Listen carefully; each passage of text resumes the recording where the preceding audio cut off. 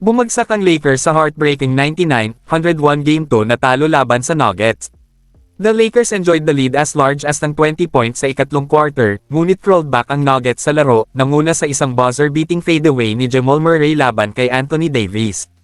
Nasindak ang mga fans nang makitang natalo muli ang Lakers sa Denver.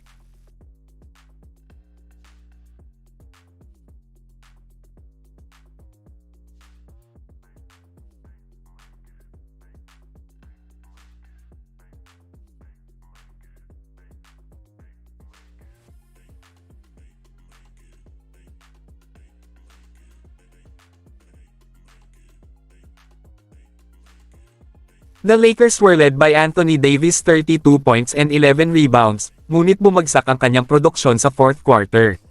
Si LeBron James ay cooking late in the game, at nagtapos na may 26 puntos, 8 rebound, at 12 assist, ngunit sumable ang open na 3 na magpapanalo sana sa Lakers. Nagtagumpay si D'Angelo Russell sa kanyang mga struggle sa Denver para sa wakas ay magkaroon ng magandang gabi, na naglagay ng 23 puntos sa pagkatalo. Si Nikola Jokic ay nagkaroon ng isa pang makasaysayang statline sa panalong ito, na naglagay ng 27 puntos, 20 rebound, at 10 assist. Nalampasan ni Jamal Murray ang mabagal na pagsisimula ng laro upang tapusin ito na may 20 puntos at a game-winning shot. Gumawa ng maraming timely shot si Michael Porter Jr. upang tapusin ang gabi na may 22 puntos at 9 na rebounds. Ang lahat ay umaasa na ang Lakers ay may home miracle na binalak, na ma-steal ang Game 3 at 4 sa Crypto.com Arena, ngunit mahirap matukoy kung ano ang kailangan nila para manalo.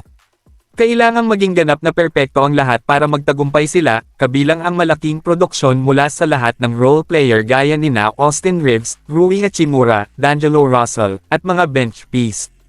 Walang anumang negatibong minuto sa roster, na malamang na nangangahulugang agad na alisin si Spencer Dinwiddie sa rotation. Ang pag-asa ng pagbabalik ni Jared Vanderbilt ay nagbibigay sa Lakers ng isa pang defensive option para pabagalin ang frontcourt ng Nuggets, dahil ginawa ni Davis ang lahat in his power para limitahan si Jokic ngayong gabi at hindi pa rin ito umubra. The room para sa schematic tweaks has almost entirely dried para sa Lakers. Naglaro sila ng mahusay na basketball sa pamamagitan ng Game 1 at 2, but doesn't match up sa kung ano ang maaaring makamit ng Nuggets. Ito ay isang kahihiyan at sa totoo lang ay medyo malungkot na makita ang isang elite na koponan tulad ng Lakers na naglalaro ng mahusay sa kanilang makakaya at hanggang ngayon ay kulang pa rin. Blowing ng 20-point lead ay inexcusable dahil nagsimulang magtorpedo ang lead matapos gumawa ng mga substitution si Darvin Ham, kay Dinwiddie and Taurean Prince, for 4 minutes. LeBron sealed the game with an open 3 at the end, so there were mistakes they made, unless, kung ang Lakers ay makahanap ng robotic efficiency, ang seryeng ito ay maaaring magtapos lamang sa isa pang sweep.